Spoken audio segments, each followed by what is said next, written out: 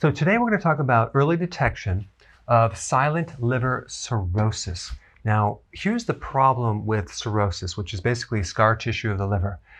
There is really no symptoms initially for decades until the later stages. So you don't really always know that you have cirrhosis. However, there is one symptom that most people do experience, and that would be feeling sluggish and tired. But that could be coming from a lot of different things, so you might not recognize it. So the two categories of cirrhosis are compensated cirrhosis, where the body's compensating, so really there's no symptoms in this phase. And then over time, you develop what's called decompensated cirrhosis, where you start experiencing all these other symptoms. So these are some of the symptoms that you experience when you have cirrhosis. One is spider angioma, which is something on your skin. You have this little red dot with these little red like spider webs coming out from it.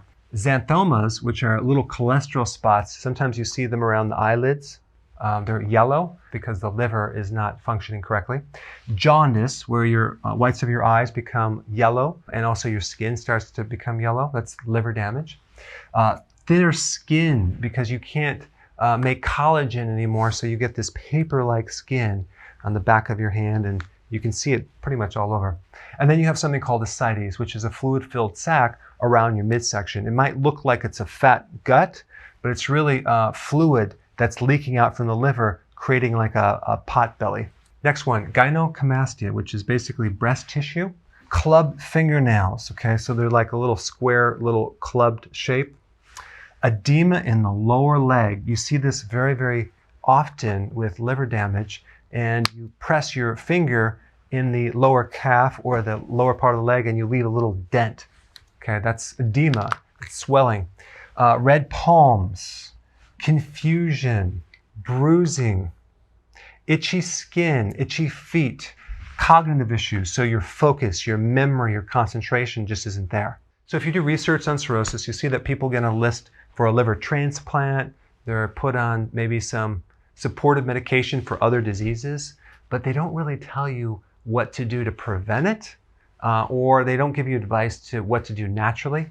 But there's a lot of confusion on this, okay, that I want to sort out right now, because they'll say that cirrhosis is associated with non-alcoholic fatty liver disease, and non-alcoholic fatty liver disease is associated with diabetes and metabolic syndrome and obesity.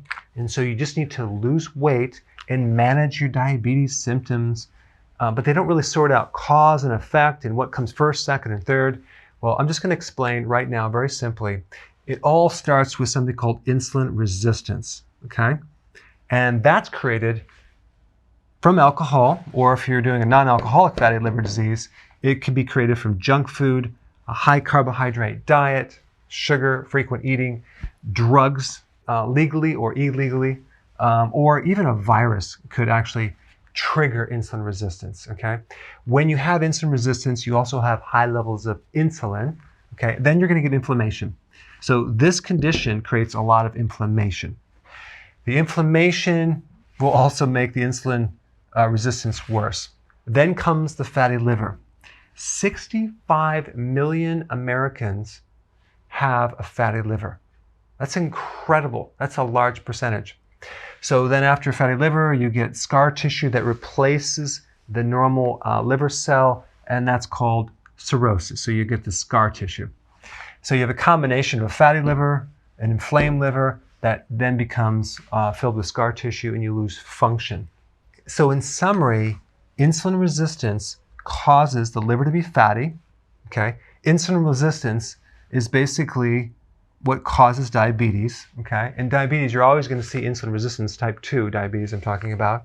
That's the trigger of it, because it goes from insulin resistance creates high insulin over a long period of time. Then what happens, you get a burnout effect where the pancreas can't keep up, and then the blood sugar starts going high. That's called prediabetes, and then it goes higher, and then it's a full-blown diabetes type 2. Metabolic syndrome is basically high cholesterol, blood sugar problems, belly fat, all symptoms coming from insulin resistance. They kind of put it in this syndrome like it's like a disease by itself, when in fact it's just a bunch of symptoms that are caused by this right here, okay? Obesity is caused by insulin resistance, high levels of insulin. And then cirrhosis is also caused by insulin resistance. So this is really at the core of this right here. So if you start having some of these symptoms, I'm going to recommend that you start focusing on this right here, improve insulin resistance, and then see if these don't improve as well. I put a link down below for more information on this and what you need to do. Thanks for watching. So I want to know about what you think about this video. So please comment below and tell me what you think.